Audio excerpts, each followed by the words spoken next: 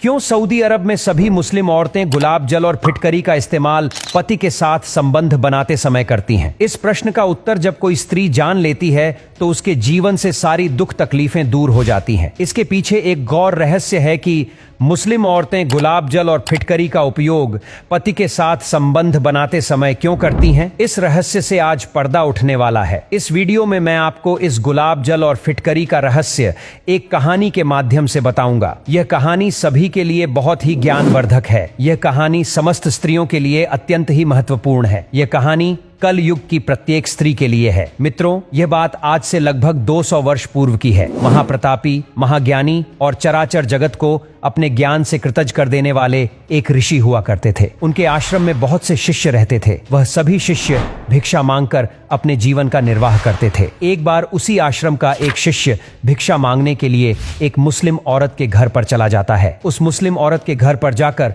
वह शिष्य कहता है, हे माथे, हम महर्षि शिष्यों को भिक्षा देने की कृपा करें। तब वह मुस्लिम औरत कहती है कि हे महाराज, मैं आपको भिक्षा दे दूंगी, परंतु आपको मेरा एक काम करना होगा। तब वह शिष्य कहता है, कहिए माथे, आपका वह कार्य कौन सा है? तब वह औरत कहती है, जाओ और एक बनिए की दुकान से गुलाब जल और फिटकरी ले आओ, क्योंकि मेरे पति आज 1 साल के बाद प्रदेश से घर आए हैं, इसलिए मुझे फिटकरी और गुलाब जल की आवश्यकता है। तब वह बनिए की दुकान पर जाता है और गुलाब जल के साथ फिटकरी ले आता है और उसे औरत को दे देता है और उस औरत से पूछने लगता है कि आप इस गुलाब जल और फिटकरी का क्या करोगी? तब वह औरत घर के भीतर चली जाती है और वह भिक्षा लेकर के आती है और वह स्त्री उस शिष्य से कहती है कि आप जाकर यह बात अपने गुरुजी से ही पूछ लेना। तब वह शिष्य अपने गुरु के पास जाता है और अपने गुरु से पूछने लगता है कि हे गुरुजी, आज मैं जब जीवन निर्वाह के लिए भिक्षा मांगने एक मुस्लिम औरत के घर गया था, तब वह औरत मुझे भिक्षा देने से पहले कहती है कि मेरे पति आने वाले हैं और तुम जाकर सबसे पहले मेरे लिए बनिए की दुकान से गुलाब जल और फिटकरी ले आओ, तब मैं तुम्हें भिक्षा दूंगी। तो हे गुरुदेव, इसलिए मैं आपसे यह प्रश्न पूछने के लिए आया हूँ कि मुस्लिम औरतें गुलाब जल और फिटकरी का उपयोग क्यों करती हैं? तो वह गुरुजी कहते हैं कि हे शिष्य, मैं आपको इसके पीछे का एक घोर रहस्य तुम्हें बताता हूँ। मेरी इन बातों को बताने से पहले मैं तुमको एक आधुनिक कहानी सुनाता हूँ, जिससे तुमको सब कुछ ज्ञात हो जाएगा। अब वह गुरुदेव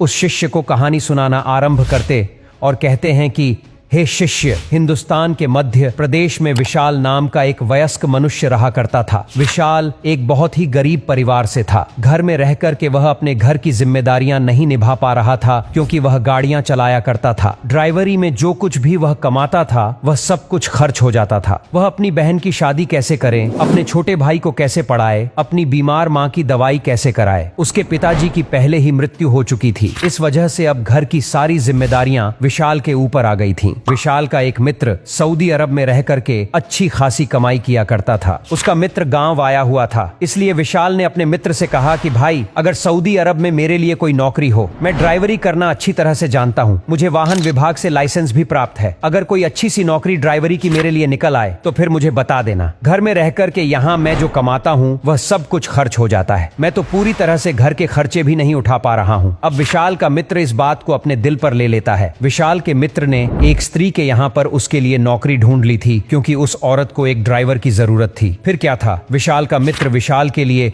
विमान का टिकट करवाकर भिजवा देता है। विमान का टिकट मिलते ही विशाल अपना सामान बांध करके अपनी जन्मभूमि से सऊदी अरब पहुंच जाता है। सऊदी अरब पहुंचने के बाद विशाल एक दिन अपने मित्र के पास रुकता है और फिर विशाल का मित्र अगली सुबह उसको उस औरत के पास ले जाता है जिस औरत को ड्राइवर की जरूरत थी। जब विशाल का मित्र विशाल को लेकर उस औरत के पास पहुंचता है तो वह सऊदी अरब की औरत विशाल को नीचे से ऊपर तक एक नजर जी भर कर देखती है, क्योंकि विशाल देखने में तंदुरुस्त, हट्टा कट्टा और नौजवान था। लगभग 28 साल उसकी उम्र थी। कुछ देर विशाल को देखने के बाद वह औरत कहती है कि मुझे यह लड़का पसंद है, मैं इसको अपना ड्राइवर बनाने के लिए राजी हूँ। उसने विशाल की तनख्वाह भी अच्छी खासी देने को राजी हो जाती है। अब विशाल यह सुनकर बहुत खुश होता है कि घर से आते ही उसकी नौकरी लग गई, वरना बहुत लड़कों के बारे में उसने सुना था कि सऊदी अरब में जाकर के लड़के परेशान हो जाते हैं। मालकिन जब उसको कोई भी काम करने के लिए कहती, वह सर झुकाकर हाँ कह देता था और मालकिन के उस काम को वह कर दिया करता था। अचानक से एक दिन विशाल को झटका लगा जब उसकी मालकिन ने कहा कि विशाल, हमें एयरपोर्ट चलना है, मेरा पति दूसरे मुल्क से मेरे पास आ रहा है। विशाल हाँ कर देता है और उस औरत के साथ चल देता है, क्योंकि उस औरत की बात को सुनना विशाल की ड्यूटी थी। अब वह गुरु कहता है, पुत्र, यह कहानी आधुनिक युग की है। अब मैं तुम्हें आगे बताता हूँ। जब विशाल एयरपोर्ट पहुँचता है और जब विशाल उस औरत के शौहर को यानी उसके पति पति को देखता है तो उसे दूसरा झटका लगता है, क्योंकि उसका पति लगभग 56 से 60 साल की उम्र का था। उस औरत के बदन की खूबसूरती इतनी थी, परंतु उसका पति उस औरत के काबिल नहीं था, यानी वह औरत उस आदमी की उम्र से आधी उम्र की थी। उस आदमी के सारे बाल सफेद थे, चेहरे पर भी झुर्रियां पड़ी हुई थीं। विशाल ने जब उस औरत और उसके पति को इस हाल में देखा तो वह यही समझा कि यह शादी शायद कोई समझौता होगी, नहीं तो यह खूबसूरत औरत इतनी खुशी के साथ इस बूढ़े आदमी के साथ कैसे शादी कर सकती है। विशाल दुकान पर जाकर के वह उस दुकानदार से कहता है कि मेरी मालकिन ने आपसे उन्होंने गुलाब जल और फिटकरी मंगाई है और आज वह डबल मात्रा में मंगा रही है। वह दुकानदार हंसता है, मुस्कुराता है और फिर फिटकरी और गुलाब जल लाकर के उसको देता है। उसके बाद विशाल फिटकरी और गुलाब जल को लाकर अपनी मालकिन को दे दिया। जैसे ही वह सामान मालकिन ने उसके हाथ से पकड़ा, उसने उसकी तरफ देखकर मुस्कुराया और नजरें नीचे करके अंदर जाने की कोशिश करने लगी और फिर वापस आई और कहने लगी कि मुझे तुमसे एक बात कहनी थी कि कभी भी भूल से अपने मालिक को मत बताना कि मैंने तुमसे गुलाब जल